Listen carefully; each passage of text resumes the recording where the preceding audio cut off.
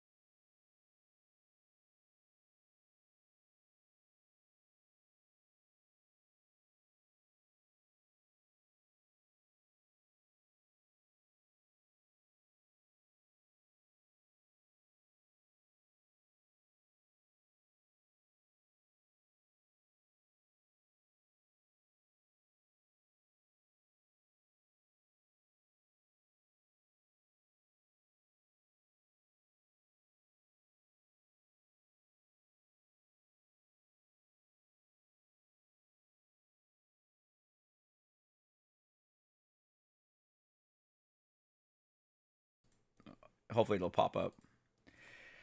Hey, everybody. How's it going? Chris the Cop here. Welcome back, and thank you for joining me on this Saturday. For me, it is 9 a.m. Pacific Standard Time. I was just talking to Fox Commander right now, telling him about my vacation. And I'm yeah, Victoria, British Columbia, Fox on Saturday. So that'll be 2 weeks from today. I don't know if you live anywhere near Victoria. So fun. All right, so hey, so ladies and gentlemen, I do apologize. Fox Commander and I were having a little side conversation uh, to about next week, and next week or a week from tomorrow, my wife and I will be going on a much needed vacation. For her, it's a much deserved for vacation. We're taking our first cruise ever. We have never done a cruise. We've kind of shied away from cruises, but we were supposed to go on our cruise um, before COVID hit. And then COVID hit, and I had already made our down payment. And I really actually forgot all about it until she said, "Hey, weren't we supposed to go on a cruise?" And I'm like, "You're right. We're supposed to go on a cruise." And so subsequently, we rebooked, and now we're going to Alaska. But what's cool about it, and I was sharing this with Fox, was uh, obviously, we leave out of Seattle, Washington, and then you're at sea for until Tuesday. So you're at sea all of Monday, which is kind of cool. And then on Tuesday, we were live in. I'm gonna murder all of these names. Uh, Juneau, Alaska, and then on Wednesday is Skagway, Alaska. And then Thursday is Glacier Bay, which says is cruising. So I guess we're just cruising through Glacier Bay. Now the cool part about this story is on Friday we are stopping at Ketchikan, Alaska. And what's significant about that is my best friend lives in Ketchikan, and it's kind of interesting how we got there. Now I don't quite know how he exactly got there, but we met when he was he was an EMT when we first met, and then he became a paramedic, and then he became my partner. So we worked as paramedics for almost 4 years together, and we subsequently became best friends. and we worked every day together for 4 years, every day. So we're talking, our 24-hour shifts. So we lived together. We lived in the same station, and we became really good friends. And what's neat about Tom, his name is Tom. His name is Tom Takeda. He's Japanese American, a great guy. And what is neat about Tom is, or what happened with Tom and I, is that his family then befriended us. His mom and dad and sister befriended my wife and I. And he actually knew me before I met my wife. And then he was there when I started to date my wife. And then he was there the day I got married with my wife. And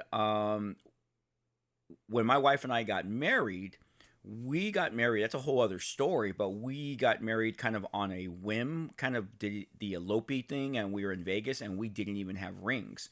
And it was kind of just because it was a spontaneous thing that we did. And but our friends were there because, see, a bunch of us were all paramedics, and we all went to Vegas together because Tom had bought a house in Vegas. And so we all wanted to see his house. So we're all there. Then we're going to casinos, and we're having a great time.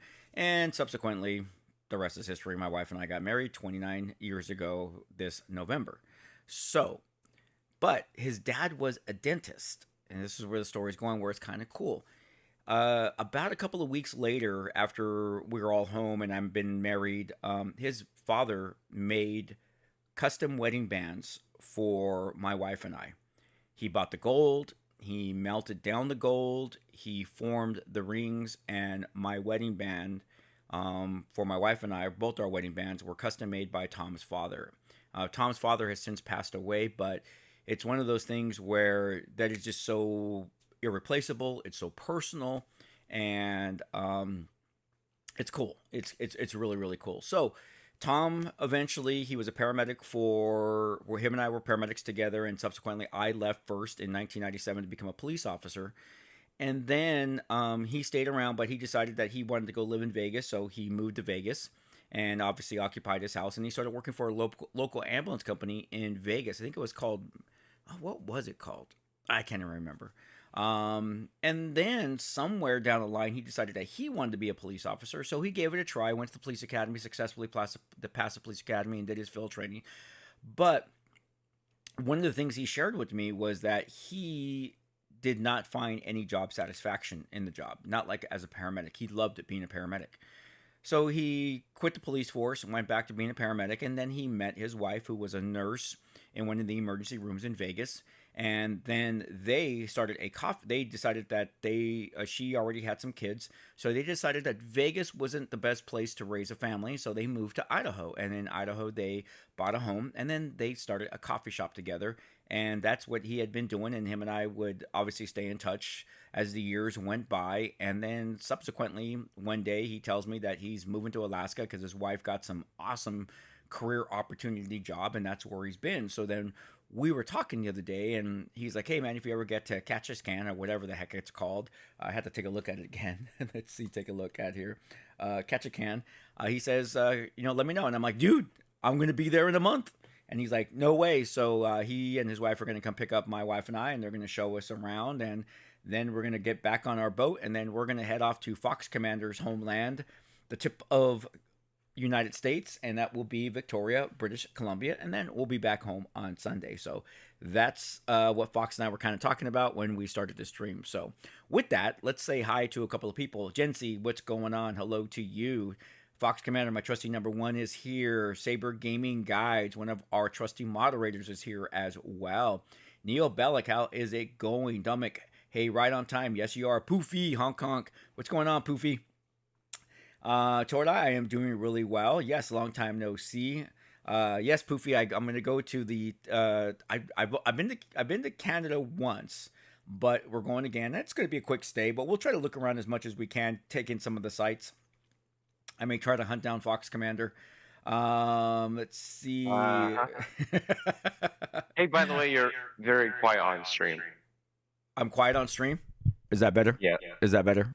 Yeah, for some reason, this mic has to be like right in my face. I got to be that typical podcaster. Or that typical streamer where it's right here in my face. All right. Because I maxed out on all my sounds. Okay, there. So, hey, Owls Sode Privet from the United States. How's it going? Dominique, a cruise sounds awesome. Yes, I don't know what to expect. My wife and I are like, we have no idea what to expect. We're asking all of our friends that have gone on cruises, what should we do? What should we pack?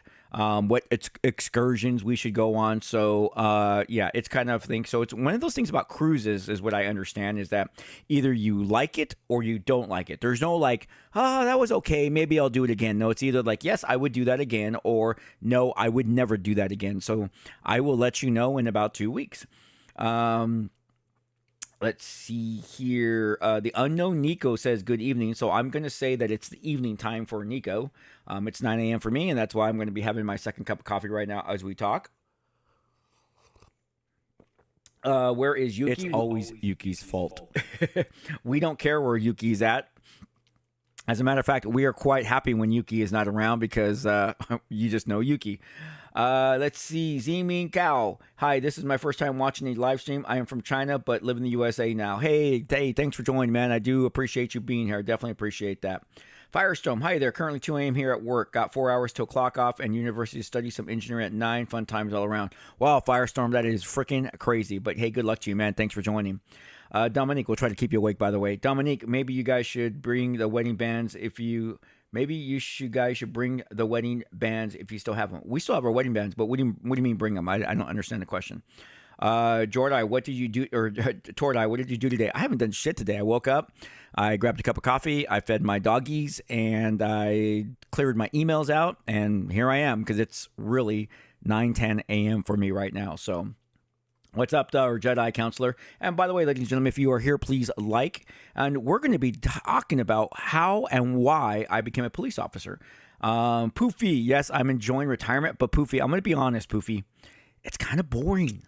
Yes, there are things to do. I find that my day is busy no matter what. There hasn't been a day where I was like not busy. I mean, it's like between my store and the things I need to get done around the house, it's busy, but it's not the busy I like. It's okay to have to do house chores, do repairs, clean up stuff that has been, all that type of stuff. That stuff's cool. That's weekend stuff. I need more. I need more. So I'm looking at some options of like I had mentioned during the Ask Me Anything with Ready or Not. There is a strong possibility that my career, or at least my presence in law enforcement, is not quite over yet. So I watched the safe injection clinic run you did on Ready or Not. That map is creepy. Oh, yeah. Okay, that's cool. Yeah. If memory serves me, you were the fire brigade and paramedics first. Yes, that's very true. So let's talk about that. All right, let's get into this, and I'll be monitoring the chat. And if you have any questions regarding, anything, go ahead and throw it out there. And we're pretty much an open book. And this is just really Coffee with the Cop is one of those things where it became a national thing to do, where people from the public or community could have a cup of coffee with their local law enforcement to just talk. It was to just talk, to break the ice. And the breaking of the ice was designed for two things. It was designed to show people that police officers were regular people too. And second, it was to take the stigma away from what law enforcement really is. Now, I get it. There are some shitty cops out there. There are some people who do not deserve to wear the badge. Okay, there is. As with any profession, there's 10% of the people who should not be doing that profession. I mean, we have heard about bad doctors. We've heard about bad dentists, bad attorneys, bad politicians. Well, I think the politicians, about 90% should not be doing that job. So, but beyond that, it's one of those things where there's always going to be 10%. It's like 10% of society is bad. And I always tell people that when you really think about being a police officer, the police officer are only really dealing with 10% of society, because 90% of society is doing what they should be doing based upon social contract, ethics, values, morals, all that type of stuff. It's that 10% that decides that they want to take advantage of the 90%. So my time is, sorry, I'm going to answer a quick question, is 9:13. So, but anyways, so yeah, I'll digress and go back to what I was going to talk about. All right. So my career in law enforcement started in 1983. And subsequently, in 1983, there was a police officer by the name of Ken. I still remember this. I was in my freshman English class, and he came to our. Let me fix my Batman shirt so you guys can get the gist of it. He came to my English class and talked about the Police Explorer program.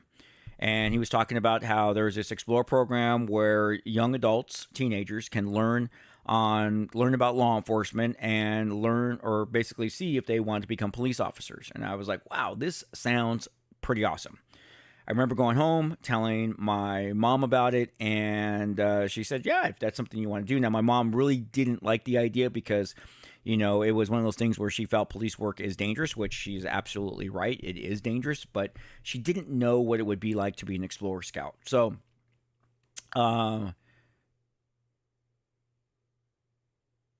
yeah, I'm reading that Firestorm. I do agree with your father 100%. Our weather is awesome. It's hot. It's actually going to be about 105 today, which I love because I'm going to hopefully be swimming at my pool later on this afternoon. All right. So I digress. Let's go back to this. Okay. So I'm a police explorer and I'm enjoying myself. It's pretty neat. You get to go on ride-alongs, you go to community events, you do all these various different things, and you are kind of away learning about law enforcement, but not so much because you're kind of considered a nuisance among the police officers. I mean, there are some officers who really loved, teaching Explorer Scouts, but for the most part, most of the officers were just kind of like, I don't want to have an Explorer with me riding along. I just rather ride along alone, or, I really don't want to be, responsible for this kid. So you kind of learn a little bit. I would say you probably learn about 25% of what you are doing. You really start to learn what a police officer really is. So that's really basically about it. I was 13 now, Neo. So what ends up happening is a friend of mine by the name of Ed, who I was going to high school with, he was a paramedic explorer. And one day him and I are chatting, and he tells me about his calls that he's going on as a paramedic explorer. And it just was like, I'm like, what? I'm just like, this sounds crazy. This is like, you're doing more as a paramedic explorer than I'm doing as a police explorer. So I'm like, that sounds more interesting. So I quit the police explorers, and then I went to become a paramedic explorer with my friend, and I fell in love with being a paramedic. And it was at that point, I was 15 years old, and I knew that all I wanted to do in life was be a paramedic. That's all I knew I wanted to do. So, doing my paramedic explorer stuff, doing the ride-alongs, having a great time. And subsequently, I find out that first, when I graduate from high school, I have to go to EMT school, emergency medical technician school, because that is the base certification that you need to get before you become a paramedic. And this is how it works in the United States. So at that point, when I graduate high school, I'm searching for EMT schools. And my unfortunate thing is I was 17 when I graduated from high school. And that meant I could not go to EMT school because you have to be 18 to go to EMT school because you do ride-alongs. So I could not go to EMT school the first semester out of high school. So this is 1986 now. I graduate June of 1986 from high school, and I enroll in a community college, Mount Sac in Walnut, California in September. Now, if anyone has gone to community college, especially in California, you can't get classes your first semester. You just got to take what you can get. So I just started taking my GE classes, and I saw that there was this class. It was some type of physical agility class, a fire science physical agility class. And I kind of really wanted to get in shape. And I'm like, hey, I'll take this class. And it was like, I met early in the morning, like at 6 a.m. And the majority of the people there were all people, like I would say about 90% wanted to be firefighters and the other 10% wanted to be police officers. And this class was designed to teach you how to take a physical agility test. So I met all these cool, wonderful people, a guy named Carlos, a guy named Dave. They ended up being friends for probably over a decade, and then subsequently we lost touch with each other, unfortunately. But these were some really good friends of mine that really helped me to get started in EMS. And then just because they were such good people, helped me to get started, just were a good influence on me. So then they're telling me about becoming a firefighter. And they're saying that, hey, well, if you want to be a paramedic, you got to be a firefighter as well. And I'm like, why? And they're like, well, because the fire service, that's the only way that you can really be a 911 paramedic is by being a firefighter. And I'm like, well, there are some private ambulance companies that are still providing paramedic services. Medevac Ambulance in Almani was one of them because they were providing paramedic services to about 6 to 7 cities that had not incorporated the fire paramedic model yet. But anyways, so that first semester I go through. Following semester, I'm able to get into EMT school with Dave, and Dave and I go to EMT school. Well, about halfway through EMT school, Dave hits me up and says, hey, dude, I'm going to go to the fire academy. I'm like, well, how can you go to the fire academy? We're in EMT school. And he's like, well, we can miss this many hours. And subsequently, I already talked to our teacher, and she said we could go. So I enroll into the fire academy with him, and him and I both go through the Allen Hancock Fire Academy in Santa Maria, California. And at that time, the fire academy was only 6 weeks. So, because there was no EMT. So we go to the fire academy together. We live up there, go to the fire academy, we graduate, and we come back home. We finish off EMT school, and as we finish, Dave becomes a reserve firefighter for the Almani Fire Department. The Almani Fire Department is no longer in existence, but he becomes a reserve firefighter. And so he says, hey, you should do it. So I join as well, and I become a reserve firefighter with Dave. The other part, Dave got a job as an EMT for a local ambulance company in Monrovia, which was a city just north of Almani called Arcadia Monrovia Ambulance. So once again, he says, hey, they got plenty of openings. Why don't you come work over here? So I do. So I follow Dave, and so now I am a EMT for Arcadia Monrovia Ambulance, running 911 calls in the city of Monrovia and the county parts of Duarte and Temple City, and working as a reserve firefighter, which is just a volunteer position, learning what a firefighter is all about, and basically keeping my status up so I could start testing. And we're doing that. So doing that for about a good 2 years. And but in that first year, what ends up happening is I get an opportunity to test for the Santa Barbara City Fire Department, and they were having a it's called I forget the name or what the acronym stands for, but it was basically called a CETA program, and it was a program built upon affirmative action. So the fire department had to hire minorities, which included females. So as part of this program. And unfortunately, the fire department wasn't too happy about this program. I should say the members of that program, because they felt that this program should not exist. Well, I can't say everybody. But we did meet with some hostility during training when we started working there. And long story short, things did not work out for me there. There's a side story to that, but I returned back home and started working as an EMT. Now, I had already quit the Arcadia Monrovia Ambulance Company, so I now decided that, I needed to go get another job as an EMT, so I went and worked for Adams Ambulance down in Southgate. And that's where, my mind was blown, because down there in South Central, it was busy as busy could be. I was responding to shootings, stabbings, drive-by shootings, heroin overdoses. It was just I was blown away. So I spent about another year and a half as an EMT, and then I finally decided that it was time to apply for paramedic school. Now, back when I applied for paramedic school, you had to be an EMT for at least 6 months. So by this time, I was on year 4. And you had to have over 1,000 hours of actual work time, which I far exceeded that. So I tested for paramedic school. Now, I was applying to the only paramedic school that I thought, it was actually considered the most premier paramedic school in the world, because people from all over the world would attend it, and it was Daniel Freeman Paramedic School in Inglewood, California. I attended paramedic school in 91, graduated in 92, and during my internship, I returned back to the city of Almani and did my ride-outs with a guy named Mike. And Mike was I think he still is a phenomenal paramedic, and taught me so much. And at that point in time, I was set, because when I graduated from paramedic school, Medevac Ambulance hired me as a full-time paramedic.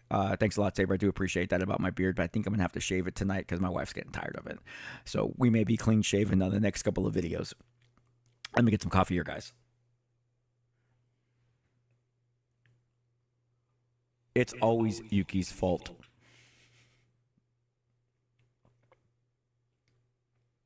I see a question here from Owl. I have a friend from US. She had a terrible event in her life where she had to talk to the police, but she couldn't because she had troubles because of her ex who caused troubles to her.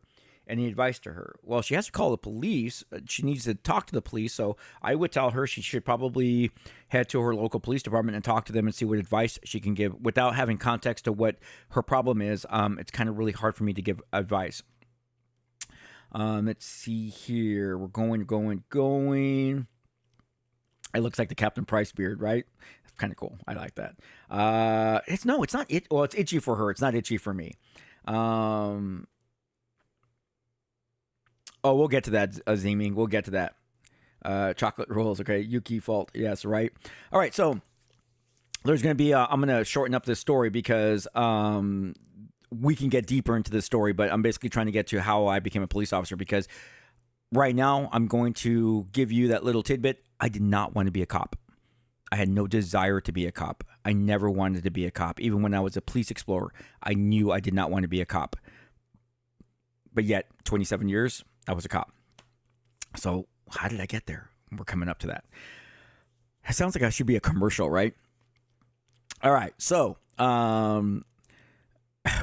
where was I? Oh, so I'm working as a paramedic, and then I went back to be a reserve firefighter for the Arcadia Fire Department. And I'm having a great time. I'm a 911 paramedic in the city of El Monte, which is my hometown. And I'm running 911 calls, and of course, you heard the story. If you join this Coffee with the Cop, you heard me talking about my cruise where I'm gonna get to go see my best friend, and that's where I met my best friend, Tom. And actually, that's where I met my wife as well. Kind of just really neat. I mean, being a paramedic obviously changed my life for many, many different reasons, but I have a lifelong friend. And, two lifelong friends because, my best friend, Tom, and then my best friend, my wife. So, I'll get to that question in just a minute. Boom. So I'm having a great time. And in 1995, the local fire department decides that they no longer want to be a city fire department and they want to be taken over by the county. Now, there was a lot of politics with that because basically, the firefighters were were looking out for themselves and not the city. They wanted to get better benefits, better pay, and they convinced the city council at that time to dissolve the local fire department and have the county come in. Now, the problem with that, and the reason why I have an issue with that, is that I'm not a big fan of having a big government entity come into a city, because they're able to set the rates, and so they can hold a city hostage, which they do.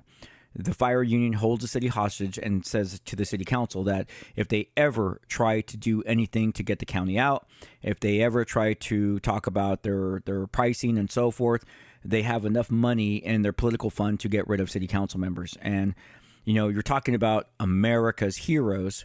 Wow. They threaten city council members with getting them out of office if they don't do what they want to do, if they don't do what they expect them to do. So I have a big problem with that because these are things that the communities don't see.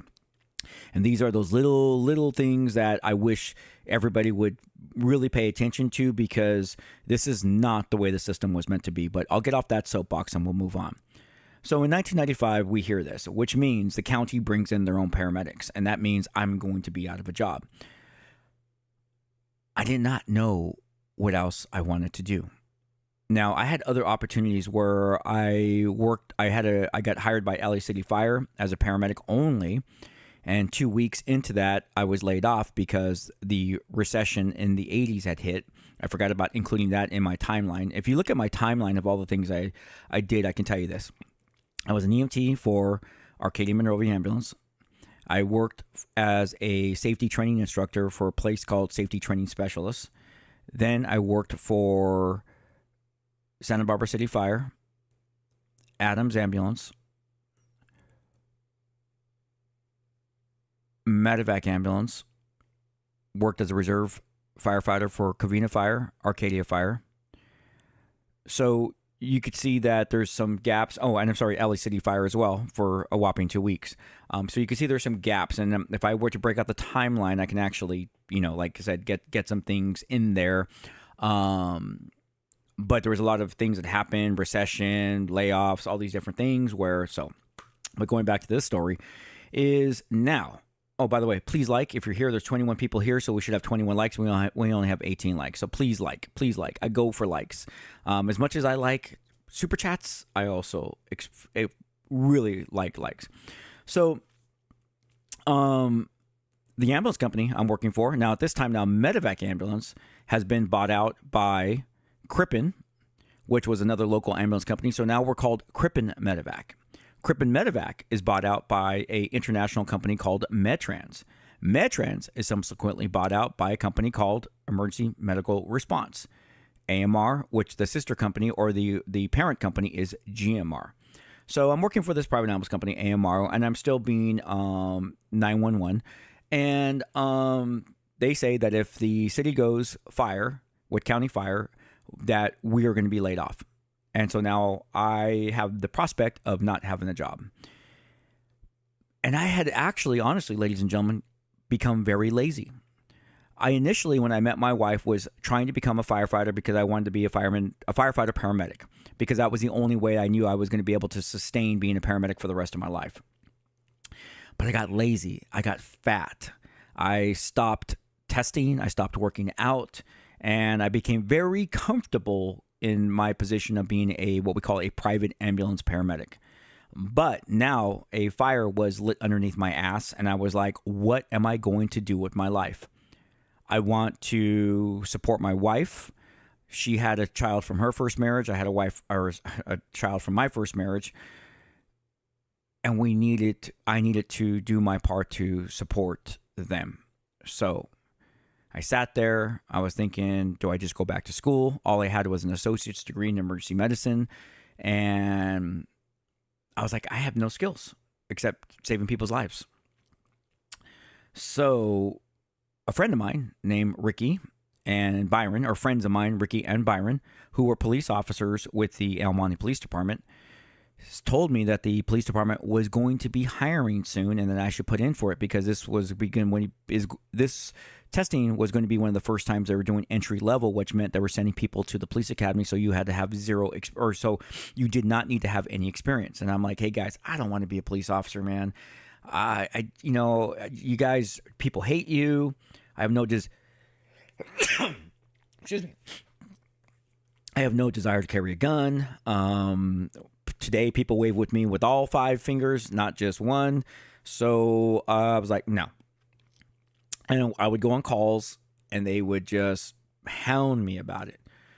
So the last day applications were due, I remember Ricky being on a call, and thank you, Al. We're on a call, we're on a traffic collision. He's like, hey, did you ever fill out that application? I'm like, nah, Ricky, I didn't. He goes, you need to do it. Just do it. He's like, you can always tell them no. And I'm like, so on duty as a paramedic, I drive down to El Monte City Hall, and I fill out the application right there at the HR desk. And I remember making a mistake, and the girl says, just cross it out. And I wasn't used to that because when I was applying for the fire service, I would take home my application, I would type it out, make sure it was pristine. But I did not do that with this application because my heart wasn't into it. 6 months later, I get hired. And in 2 weeks, I'm sent to the police academy after being hired. I could not even run a mile. I could only do 2 push-ups and 0 pull-ups. And I'm like, what the hell did I get myself into?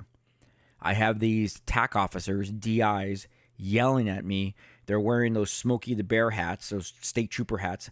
And though they can't touch you, they're touching you. They're literally like, what did I tell you what to do? So you got this brim of this hat just like, And they're doing it on purpose because they're not touching you.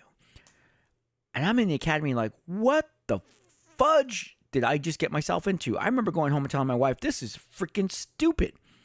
In fact, right before the academy started, every police officer that I ran into at El Monte says, are you running? Are you running? Are you running? And I'm like, what the... Is that all you do in the academy is run? I mean, do they not teach you about, criminal procedure, arrest, or laws of arrest. I'm like thinking, because when you go to paramedic school, you learn paramedicine, you learn anatomy and physiology, you learn pharmacology, you learn about cardiovascular emergencies, respiratory emergencies. That's all you do is learn. Every day you took a test, and that's all you do is learn and practice, learn and practice. No one's telling me to prepare for the police academy that way. Everyone's telling me, are you running? Are you running? Are you running? And I'm like, is that all you do? Yes. Everywhere you went, you had to run. When you had to go to the bathroom, you would run. When you had to run to the bell, bing, bing, you would run. When you would leave for the day, you would run to your car. When you would exit your car, you would run to the, what we called the grinder where we would post. I was like, Jesus Christ. I went from not being able to run a mile to running multiple miles. I went from 1 to 2 push-ups to being able to do, I think, like 35 to 40 at one time. Pull-ups, I never was really good at pull-ups, but I was able to get at least 8 to 9 done. I don't think I ever was able really to get to 10.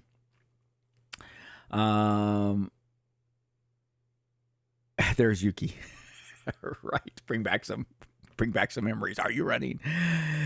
So I graduated the police academy, and then I returned back home to my department. And you spend a couple of weeks in orientation, and then you head out to the field with your field training officer. And my field training officer's nickname was Duke. There's a reason behind that. I will talk about that at another time.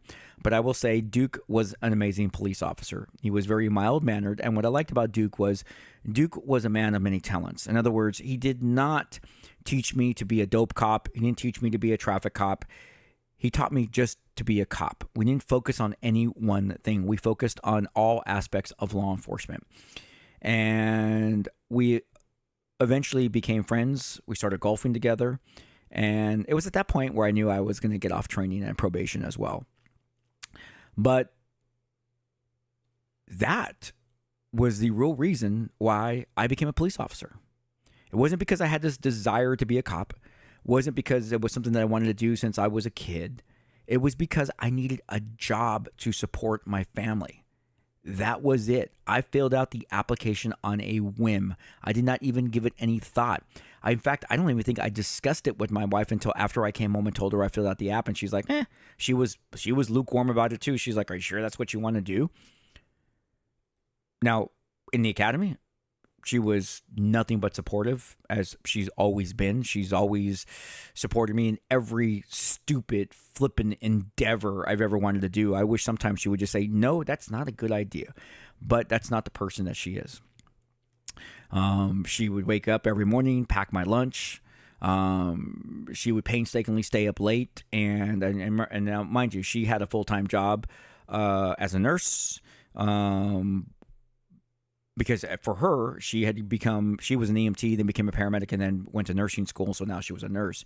But she was also a full-time nurse in the emergency room, raising. That was interesting. Here's a funny story about our Jordan. For those of you, this is my youngest daughter, 26 years old, and she's a police officer. Followed my footsteps. Here's a funny story about her. So my wife and I, when we got married, we had decided that since she had a child from her first marriage, my daughter, Ashley, and I had a son from my first marriage, Christopher, that we decided that we weren't going to have any kids together. We just said, you know what, we're good. Two-kid family, and so we said we weren't going to have any kids together. Well, we can see that did not happen. But I was on duty. I was in training. Now, this was pre-cell phone days, guys. You're going to love this. This is pre-cell. This is pager days. So my training officer is driving, and we're driving down the street. It's funny how you just can remember everything. We're talking, this was 27 years ago, guys.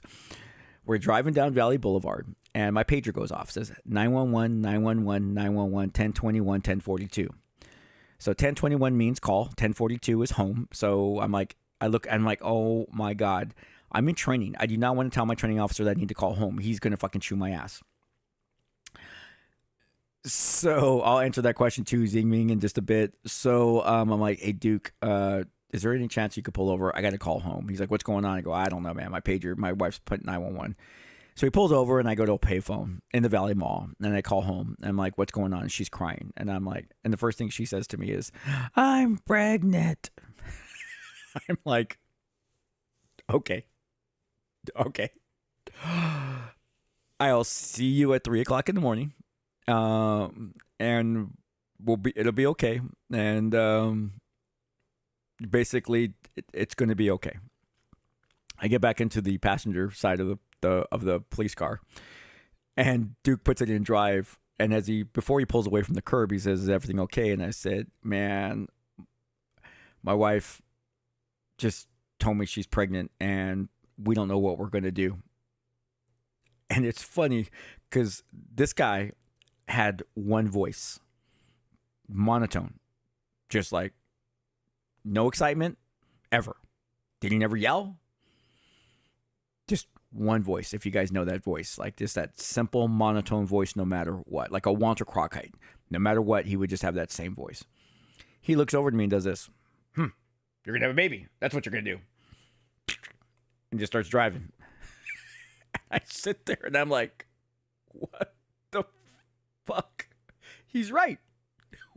It's literally that simple.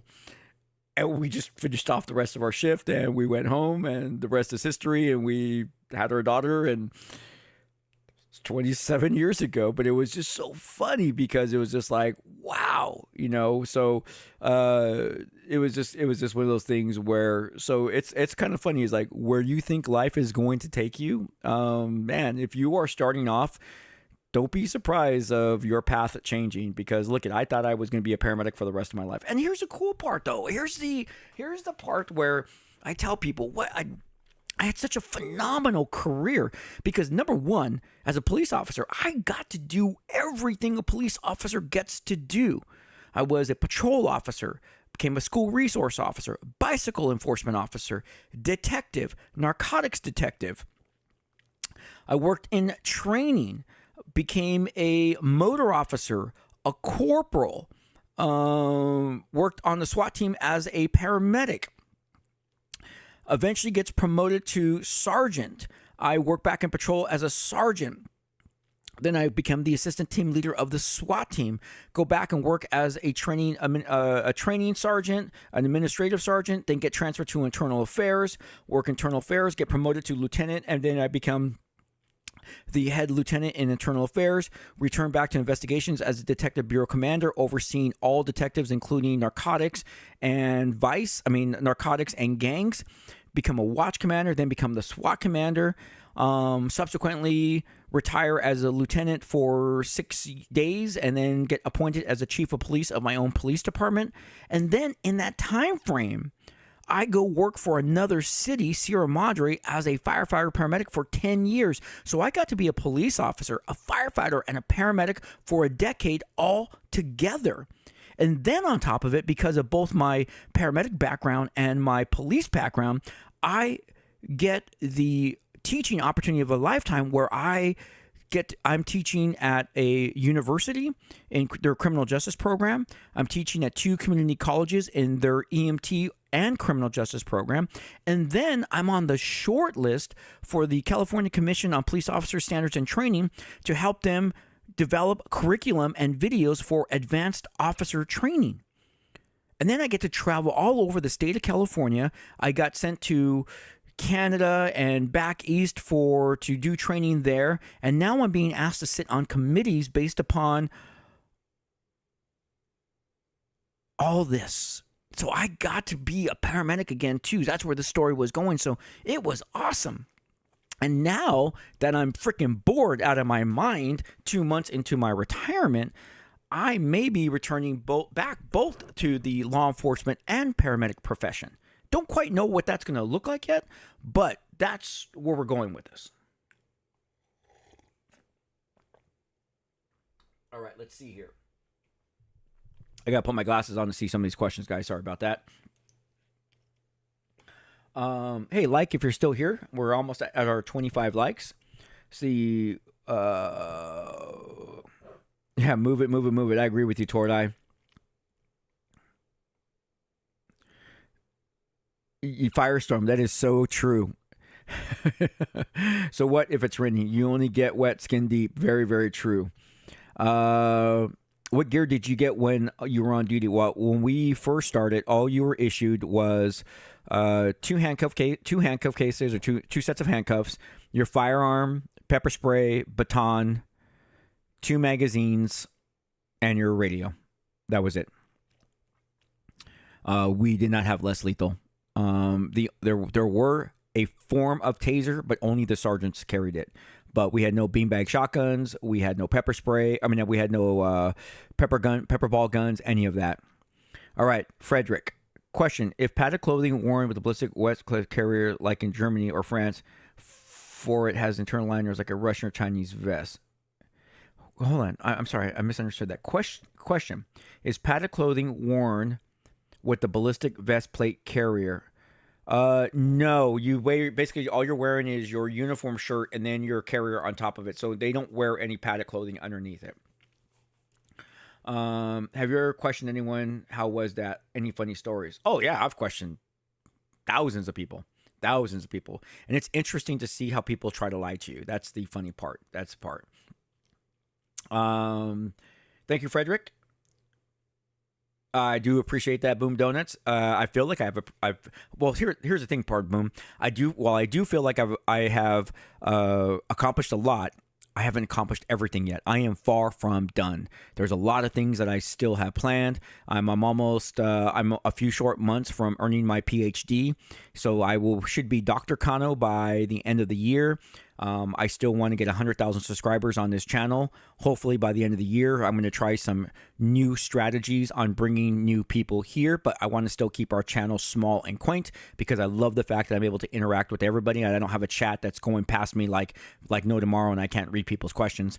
So we all know that I like that. Plus, too, I love co-oping with my community. So, and some other things. I don't know. There's my mind. I mean, I want to finish my book. I'm in the process of finishing my EMT study guide, which I hope I will be able to publish here as well. So I got like 2 book ideas. I mean, I have my personal storybook idea, but I have this EMT book thing that I'm working on. So when did the police start to equip with AR-15s? It was after the North Hollywood bank robbery that LAPD SWAT had to deal with. So it was after that. I forget what year that was, but that's when we really started to look at the AR-15 platform. Up until that point, all we had was the shotgun with rifle select slugs. It was actually in 1997 on the February 28th, if you're wondering. It was, Yuki? Is that what it was? Yeah. Okay, so Yuki brings up the date. I'm sorry, it was 1997, Yuki? Yep. Okay, so on a side note, let's talk about that. So in 1997, you have the North Hollywood bank robbery. And this is where law enforcement saw that they were outgunned, not outnumbered, outgunned. Because up until that point, let me tell you what was going on at the LAPD. Their issued firearm was the Beretta 9mm. Okay, 9mm round. It's not a bad round, but it's not a big stopping round. It doesn't have the punch like a 45. Now, my department was utilizing the Colt 45 at this time because that was my first issued firearm. Then I got the USP 45, the HK USP 45. Now, LAPD, like many other departments, we had slugs for our shotguns. Now, a slug will a slug will knock someone down if they're wearing armor. Now, we at my police department were using the Benelli semi-automatic shotgun. So I think, Yuki, correct me if I'm wrong, what, 7+1? Or is it? I forgot, because that is such an old shotgun, but yeah, I think it might be 7+1. Might be 7+1. I think it's 7+1, but as fast as you can pull the trigger is going to be as fast as you can fire. And when you have slugs in it, you're going to mess something up. Now, LAPD had slugs, but you had to go through a special class to get slug certified. And they still had pump action shotguns. Not a good thing in law enforcement. I don't know about the slugs. Was that even like in police at the time? Yeah, it was because I remember I remember when it happened. I said that would never have happened at my department because we had slugs. We would have been able to take headshots and knock those guys down. So if you watch the story, these guys come out with fully automatic weapons and they just basically hold the LAPD at bay for hours. Now people are like, where was SWAT? That's the thing about SWAT that you guys need to understand. there are only so many SWAT operators, and this particular thing, SWAT was on the other side of the city. It took them over 45 minutes to respond to the actual incident, and once they got there, yeah, SWAT handled it. I mean, don't get me wrong, LAPD SWAT is the elite, along with the LA County Sheriff's Department. If you guys want to ever, I will never shred or talk and talk shit about LAPD or LASD's SWAT teams. Those two SWAT teams are the premier SWAT teams. They both have their own way of doing things. My SWAT team that I was on, we incorporated both their tactics because both their tactics are good. So, but LAPD got there and they did what needed to be done. So, but in the meantime, when the officers were trying to deal with the situation, they went to a local gun store and borrowed guns and ammunition to deal with these suspects. That's the part about, that's the part about it, that, gets missed. So it was at that point, because if we go back, why was SWAT invented? Well, there is some discrepancy on the first SWAT teams. A lot of us hold true that the true essence of SWAT started because of Chief Daryl Gates of the LAPD, of the Los Angeles City Police Department. His concept is truly, in my opinion, and I know there's going to be people in other states saying, "Oh, we were the first SWAT team." Well, okay. Anyways, my opinion is it was LAPD SWAT that was the first, and then we all followed. But that was designed because it was recognized that patrol had limitations. So now these limitations were even more exposed when we had these two notorious bank robbers. So at that point in time, law enforcement was like, hey, we got to decide, we got to get some better gear here. And that's when we started to see riot helmets go away and we got ballistic helmets. This is when we started to see the AR-15 platform come into law enforcement. So this is that time frame. Now, it was slow. We were slow to respond because I don't think the true AR-15s really came until the mid-2000s. Because I remember we had M16s. We had military-grade M16s that had been modified to be semi-automatic. Those things were heavy. I mean, and they looked like a Vietnam-era M16. That's what we initially had, and not everybody could have those. It was, you had to be specially trained. So usually it was a patrol officer didn't have the M16. It was like I'm trying to go back in my Wayback Machine. I think it was the corporal or the guys on SWAT, because at that time the department I was working for already had a SWAT team by 1996. So I think it was they were the only ones allowed to take these weapons out. But for SWAT teams at that particular time too, the flavor gun was the MP5. Not a great gun. I mean, I know. It was good. It was, in my opinion, it was an okay gun. But I think we truly needed the M4 platform for SWAT, which we eventually all got. So, yeah,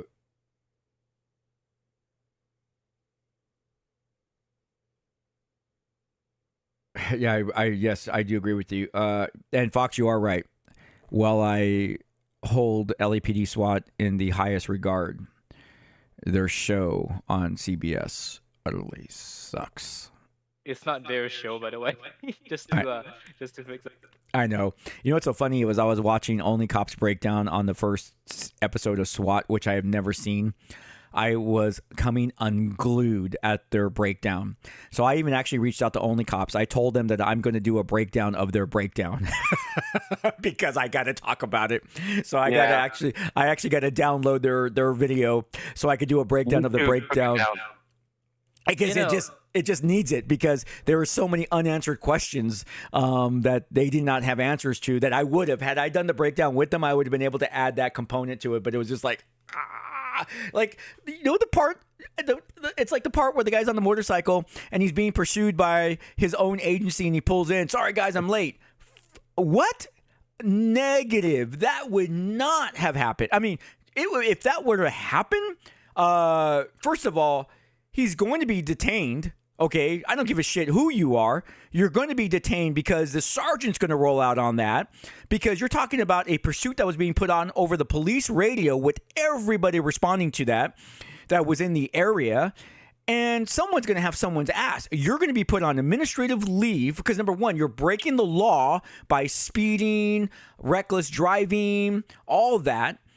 And you're going to be put on admin leave and you're going to suffer internal affairs investigation and you're going to suffer discipline. So that part right off the bat.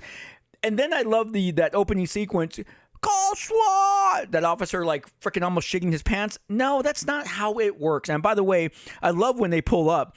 They pull up and there's no other patrol officers. Had those officers called out 998, which is, an officer involved shooting, the world would have ascended upon them. When SWAT finally got activated, SWAT would have walked up to 100 plus police officers with the perimeter going on. So those guys would have never have gotten away in that episode. And it's just like, but they show up in their bear can. I like that. Who is the Lakers game on today? Or who are they playing? Or maybe we could get done by the second half.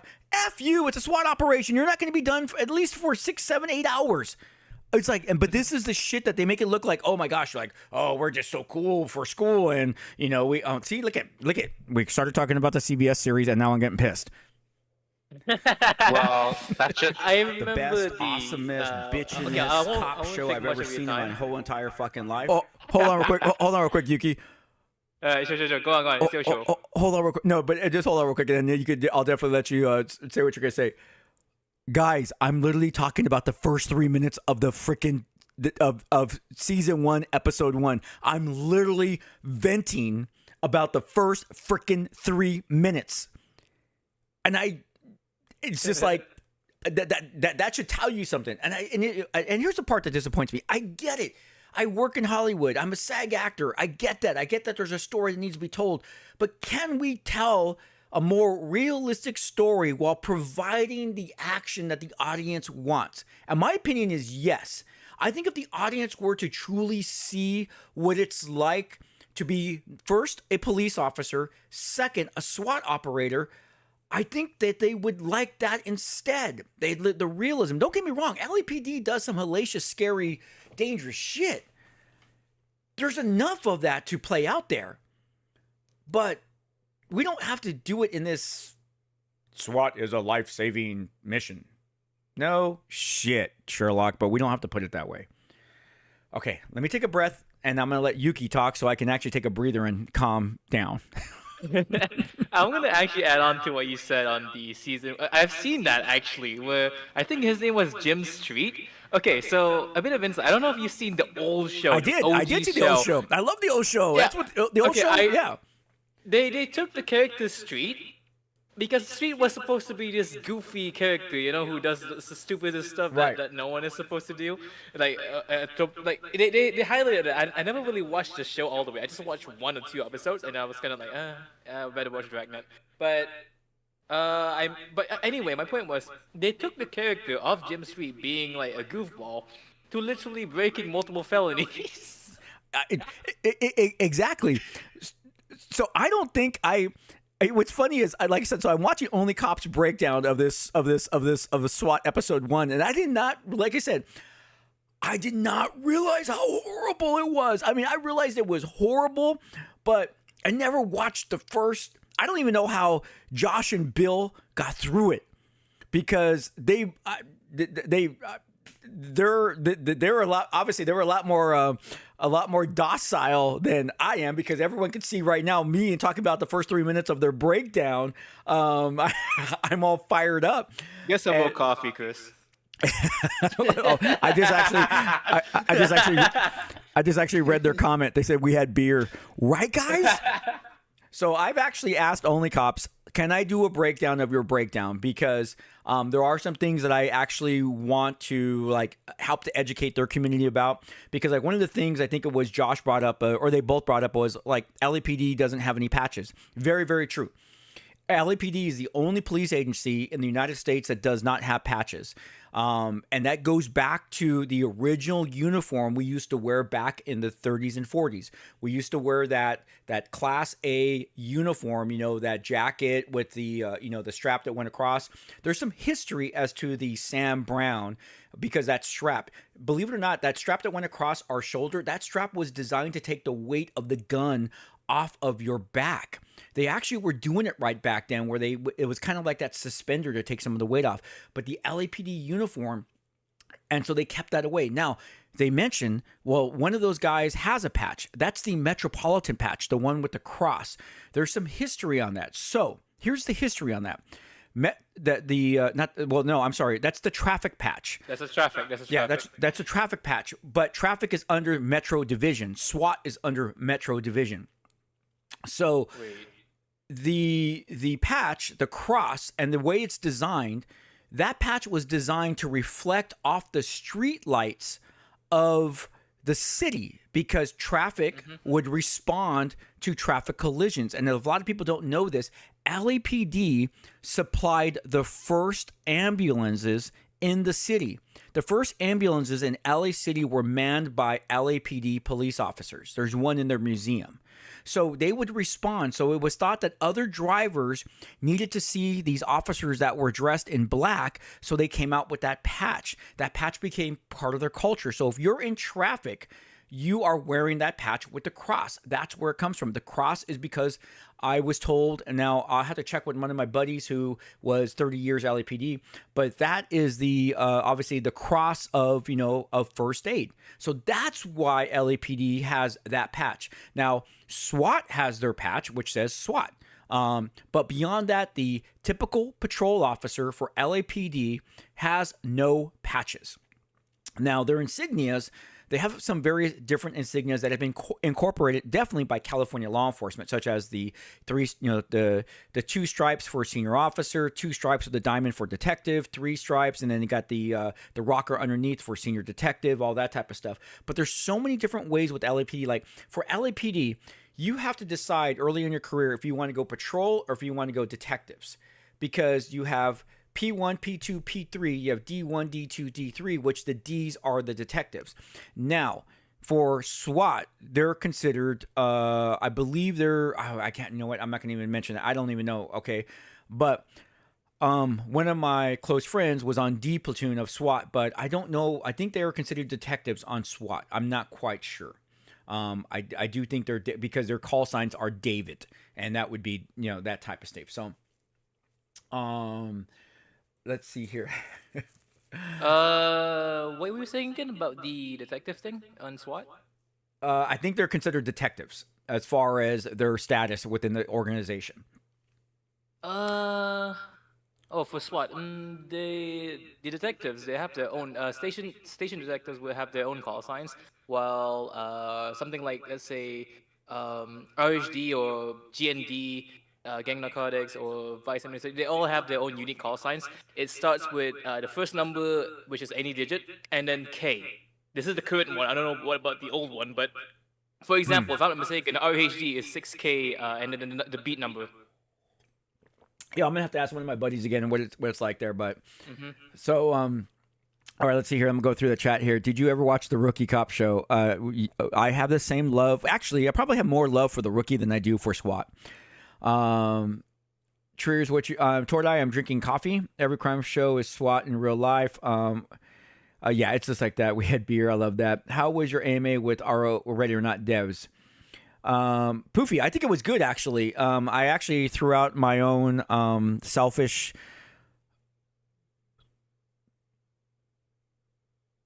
What's the best way I could describe it? What would you call it, Fox? My own selfish plug? What did you do? Shameless plug. Yeah, I did a shameless plug. I told them they need to make me a playable character in their game. Yeah.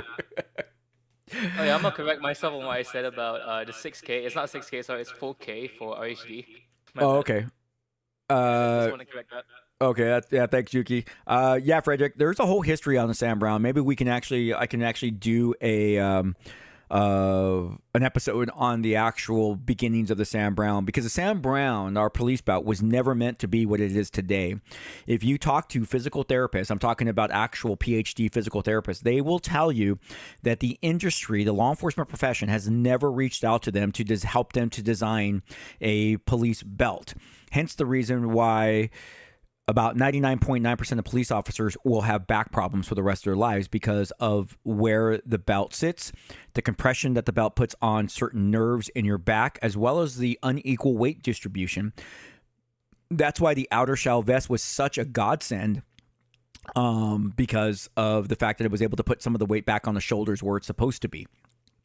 So, but there is a whole history on how the Sam Browne came about, how it was designed, and it was actually designed right when we first became police officers back, or when the law enforcement profession first started. Not a banned account. No, that is Hollywood and 1970s law enforcement. We no longer do that. That it would not be tolerated. You would actually get disciplined for that. So that is a huge Hollywood thing. But no.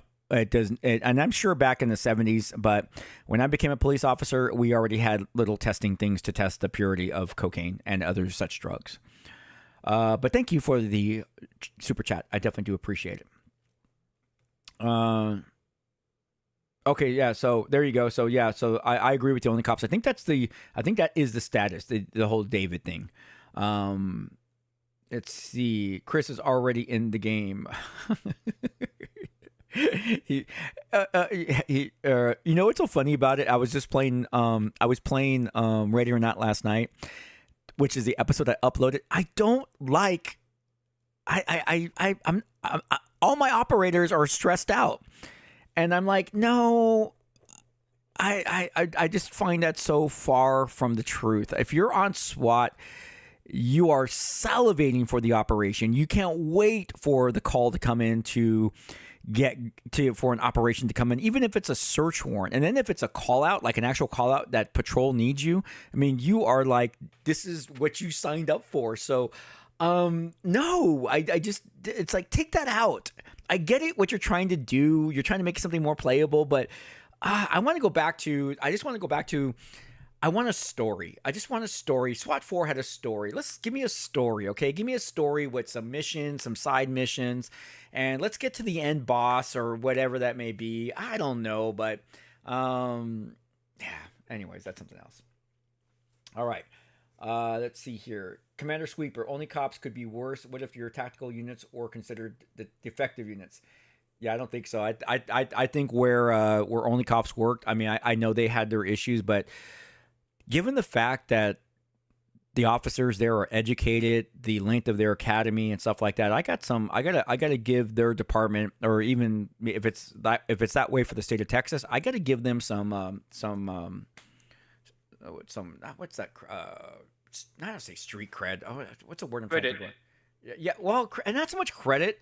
Like, I gotta give them some, like, basically, like, yeah, you guys are doing it right, because I'm a firm believer that police officers should be 25 years of age with a bachelor's degree, and have a little bit, some life experience. But that's just what I think.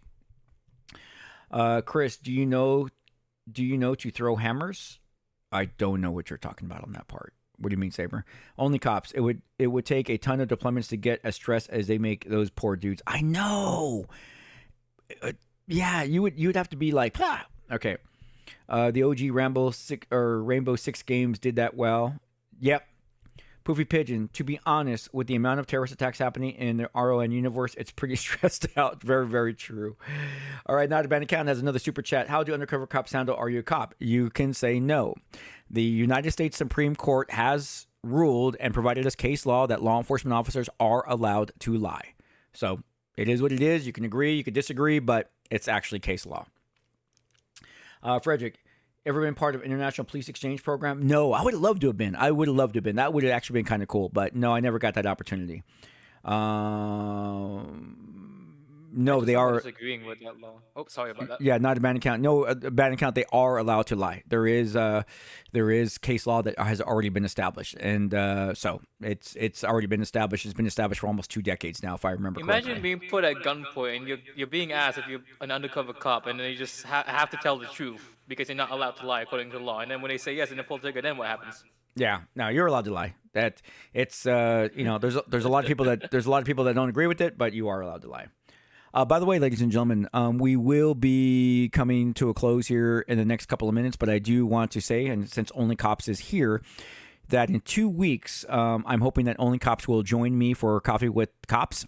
As I had told you when we first started, and we kind of got away from it because my schedule, unfortunately, my schedule was really kind of messed up these last couple of months. But I want to have the last Coffee with the Cop, the last Coffee of a Cop every month. So the one in 2 weeks would be the last one, I think, for the month, because we try to do 2 a month. But the last episode for the month will always have Only Cops. So I'm hoping that they'll join me on that episode, which will be in 2 weeks from today. Actually, no, it won't be. It'll be 3 weeks from today, because next week is our off week, and the following week should be the week where we do it. And I will give you a date right now, because I want to see myself. That way they're listening too, so they could see it. But it should be the 17th. However, oh wait, we should be able to do it on the 17th. Maybe. Oh, you know what? Never mind. We're just going to make an announcement, because I'm actually going on vacation, so we'll have to probably wait till the 24th. Okay, let's go here. I know. Well, guys, I might have to shave it Only Cops, because the wife's not digging it. So I've already shaved it like so many different times. It's like I wonder what it would look like if I had not shaved it like so many months ago. So you guys have beards, sometimes it's like you like it, and then sometimes you're like, so those days I just get pissy and I just start shaving it off. So Only Cops can do the 24th or the 31st. Cool. Okay, we will definitely. You know what? I'm going to plan it for a August 24th. So we'll get it in the works, and that way we can get both our communities going, and then we can do a Only Cops with Chris the Cop special. Let's see here. We got here Neo Balak. Imagine working in a country where they speak your language, but you don't understand theirs. That would be really weird. Let's see. Not a bad account. Another super chat. How often you commander vehicles do chase perps? How often your commander vehicles do chase perps? Not a bad. Why don't you clean that one up? I don't know what you mean. Can you be more specific? What trip are you going to and where? I'm taking my wife on an Alaskan cruise, and we leave next week. So if you catch the first portion of this episode, I talk all about my vacation that I'm going on. Saber, I tried growing a beard. It's so easy for me. It's amazing. And once again, thank you for the donation. They're not a band. But yeah, hey, so not a band account. Can you clean up that question so I can answer it for you? Because I definitely want to. And don't forget, ladies and gentlemen, if you're just checking in, please like this stream. We are at 26. We would like to get a few more before we sign off. I definitely would appreciate it. Okay, not a bad commander. Grab something, motorcycle shouting police so you can chase the bad guys. Nah. I can't say. I don't have any experience with that. I don't know if I have worked with anybody who's ever done something like that, but trust me, there's enough work where you're chasing people. You don't need to make up your own work. But if someone's doing that, shame on them. They shouldn't be doing stupid stuff like that. So, because police pursuits are very dangerous. They're very dangerous to both the police officer and the community. As a matter of fact, I don't know if you know this, I have been studying police traffic collisions for the last 5 years now, and that's my thesis study is in, and that's why I'll be awarding my PhD at the end of the year. But traffic collisions are the leading cause of death and injury to police officers for over 3 decades. So that's why, we got to be very careful when we are pursuing people. Frederick, are threaded vehicles a thing for American police? Also, does your SWAT helmets come with ballistic face shields or visors? No ballistic face shields or visors. What are threaded vehicles? I don't know what threaded vehicles are. Neil Balak, in GTA cops can commander vehicles to chase you when they steal vehicles actually. Oh, okay, I get it. Thanks, Jency. I definitely do appreciate that, love. I am working on nothing right now. What I do have to work on is getting my ass back into the gym. I started off really good I was doing really good for 5 weeks, and then I took a week off, and then I took a second week off. So, next week, I got to get back into it before I go on vacation, because my plan is to still work out on vacation since I'm on a boat and I got nowhere to go. So hopefully should be going there, but I got to get my ass back into the gym and get some of this freaking fat off that I got as a chief. So, all right. Let's see, Commander. Okay, they did have the M13 for SWAT in the past, but they tracked vehicles was banned by policy. Oh, okay. Like a tank. Oh, no. We only have there's a couple of manufacturers. I think there's only 2 manufacturers for armored vehicles in the United States that provide. I'm going to use the word. Last time someone tore me up. Oh, it's an oxymoron when I say civilian law enforcement. What I mean by that is that vehicles that are not made for the military, that are made for civilian law enforcement. Okay, the Lenko Bearcat. That is a vehicle that is made for civilian law enforcement. It's not made for the military.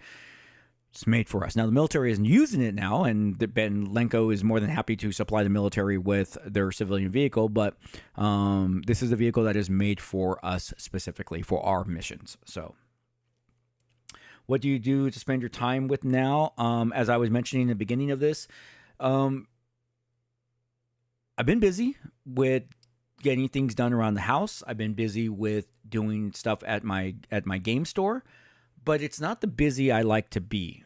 I got to be more involved in something, so I will be trying to get involved in some stuff part-time. I don't know what that looks like yet, but I have some options available to me, so I hopefully will be being a part. I want to be we'll see what that looks like. I should be part of.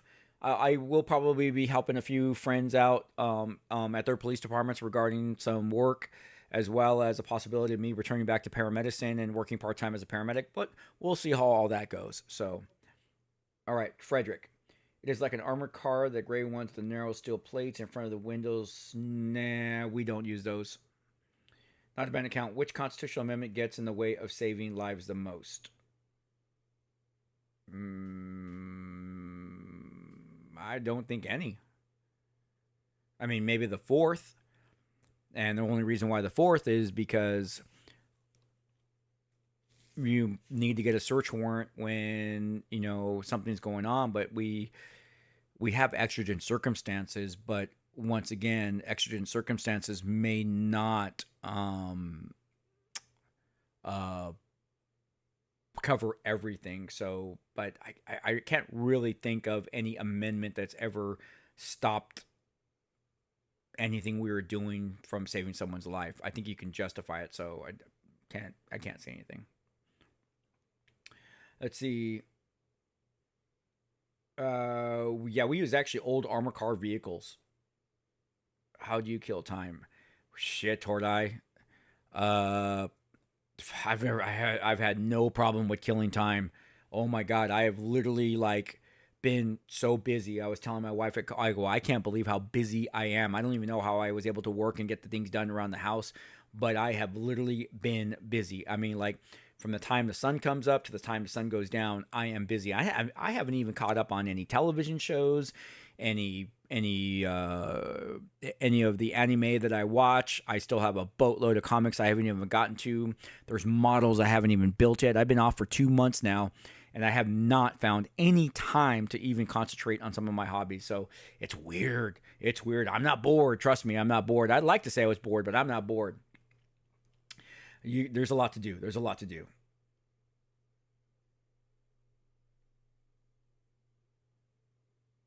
Well, I'm just reading Frederick's question. Can police in America track criminals or pursue or coordinate across country borders? Frederick, local law enforcement would just work with the FBI on that type of stuff.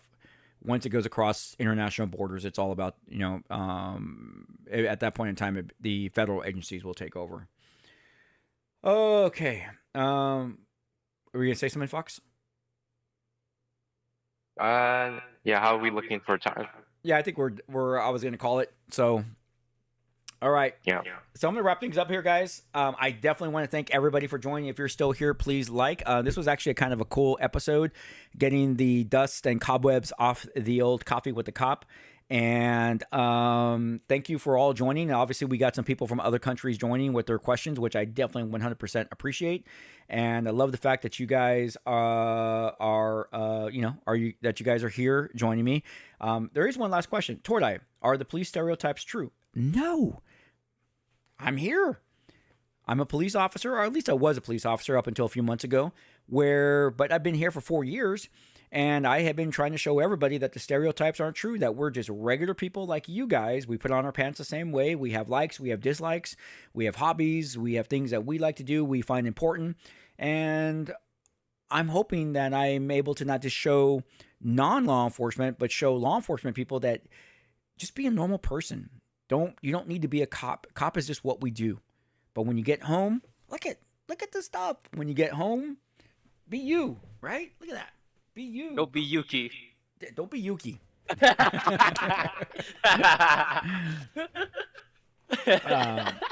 So there you go. That was a good one. That is, yeah. Don't be a Yuki. Well, we have to make that one a soundbite. Don't be a Yuki. Okay, wait. Just redo that. Don't be a Yuki.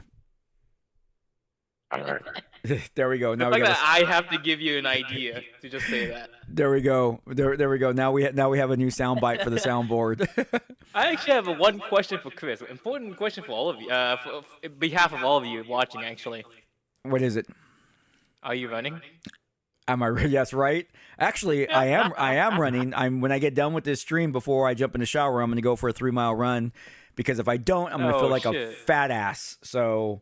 I hope I don't get asked. I hope I don't get asked that question. That'll be bad.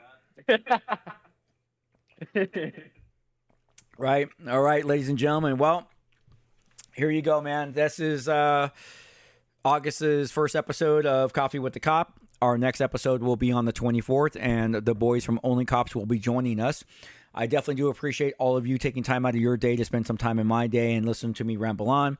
I definitely want to start on this Coffee with the Cop, start talking about some of the things that people have asked me in the past. Like, one of them is why did I become a police officer? And as you guys saw, I had no desire to be a police officer. It was never in my plan of things to do. And yet 27 years later, here I am. But it just goes to show you too, once again, I like to show people is that when you think life is supposed to go a certain way, it may not. And while you have desire to do something or you wanted to do something, sometimes you may find that the direction that you're going in may be a better direction for you. And it may not present itself that way in the beginning, but it may present itself that way years along. I will honestly say my career as a police officer, firefighter, paramedic, educator, has opened up so many doors. I mean, if I were to really... And maybe, you know, as we do other Coffee with Cops, I start talking about all the various other things that I had been a part of, that I was allowed to do, the committees, the influence, the politicians I have spoken to, the law enforcement leaders, you know, just so much. And that's all based upon a direction that I never had planned to go in. I mean, I never even thought I would have a degree. And here I am a few months away from earning my PhD. So there you go. I mean, so you just don't know what a road, you just don't know what a road will lead you to. So that's the other part about this. Remember, this channel started because Gameology wanted me to break down some police games, and their community asked me to start this channel. And when I started this channel, one of the things that I wanted to show people was that police officers or regular people too, because the majority of my friends aren't cops off duty. The majority of my friends are fathers, mothers, just plain old people doing their thing. We tease each other because I got friends that are jocks that are like, oh, you're just a big nerd. And I'm like, well, you're just a big jock. But, you know, they do things with their families. They're just trying to get through life. And once again, I think if law enforcement were to show the more humanity side of our personal lives, people might at least like us a little bit more. But once again, I go back to this. I truly believe that over 80% of people know why we're there and want us there. It's that small percentage that just doesn't like us. And that's okay. So, can't be liked by everybody, right? All right. I'm going to get off my soapbox again, and I'm going to call it. Thanks again for joining me on this Saturday. Look forward to the next week of content creation. And we will be streaming next Wednesday. We'll be having our co-op, and don't know what that's going to look like, but hit us up on Discord, as we should be making our announcements on what Wednesday will look like and what co-op game we will be playing. Thanks again for the super chats. Thanks again for all the likes. Thanks again for the support. And until next time, ladies and gentlemen, this is Chris the Copper reminding all of you, we can definitely make the world a better place by just helping one person at a time, and that could be with a simple smile, a nice comment, or just a nice gesture. Until next time, ladies and gentlemen, this is Chris the Copper reminding all of you, peace. Take care of yourself. Everybody. Take care of one another. We can make the world a better place if we just got rid of Yuki. Oh, of course you want to get rid of me. You can't get rid of me. Soundboard.